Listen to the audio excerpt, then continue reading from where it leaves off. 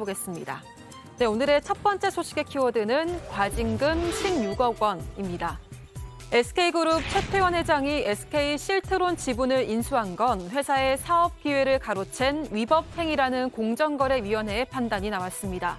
지난 2017년 SK는 당시 LG 실트론을 인수하기 위해서 주식을 70.6% 매입했고 나머지 29.4%는 최 회장에게 취득 기회가 돌아가는데요. 공정위는 당시 최 회장이 자녀 지분을 인수하겠다는 뜻을 밝히자 SK가 실트론의 기업 가치 성장을 예상하고도 합리적인 이유 없이 사업 기회를 양보했다고 판단했습니다.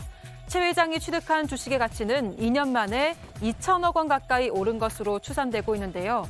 공정위는 이를 특수관계인에 대한 부당한 이익 제공에 해당한다고 보고 SK와 최 회장에게 각각 8억 원씩 총 16억 원의 과징금을 부과했습니다.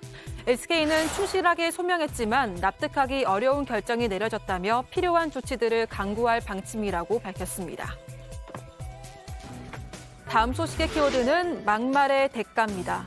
법원이 세월호 유가족들을 향해 모욕적인 발언을 한 차명진 전 의원에게 손해배상을 명령했습니다. 차 전 의원은 지난해 4월 15일 세월호 참사 5주기를 하루 앞두고 자신의 SNS에 유가족을 비난하는 글을 올린 혐의를 받고 있습니다. 차 전 의원은 재판 과정에서 비방 목적은 없었고 단순한 의견 표현이었다고 주장했지만 재판부는 이를 받아들이지 않았습니다. 차 전 의원이 사용한 어휘 등을 보면 악의적인 비난과 조롱이 엿보인다고 판단했는데요. 이에 따라서 차 전 의원은 소송을 낸 유가족 126명에게 한 명당 100만 원의 위자료를 지급하게 됐습니다.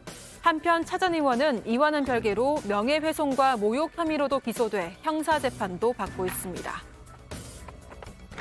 마지막 소식의 키워드는 합의금 9천억 원입니다.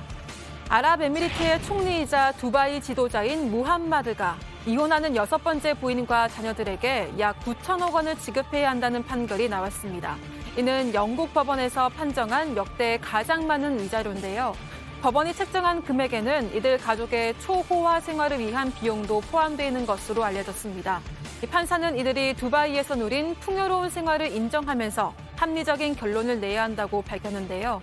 지난 2004년 요르단의 하야 공주는 25살의 나이 차이를 극복하고 무함마드 총리와 결혼해 2명의 자녀를 출산했습니다. 하지만 본인의 외도 사실을 남편이 알게 되자 2019년에 영국으로 도피한 뒤 양육권 소송을 벌여왔습니다. 지금까지 이시각 다정회 백다혜였습니다.